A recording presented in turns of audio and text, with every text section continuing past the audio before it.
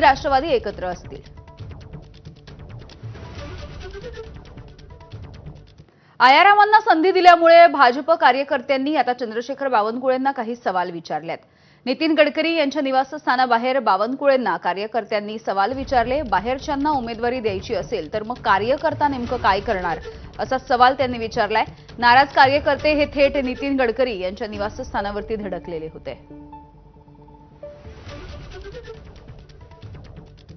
Game changer आहे म्हणे, आम्ही अर्ध्या रात्रीतून आम्ही पलटवलं म्हणतात साहेब। एका प्रभागाच्या बाहेरच्या लोकांना तिकीट कसं देतात साहेब? 40 वर्ष काम करून एका प्रभागातून 2-2 सीटा बाहेरून चालल्या सर, मग कार्यकर्त्यांचं काय होईल?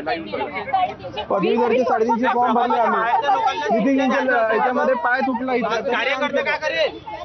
मग बाहेरच्या लोकांना तिकीट द्या ना मग। गेम नागपूरमध्ये निष्ठावंत भाजपचे इच्छुक उमेदवार हे देखील सध्या नाराज झालेत।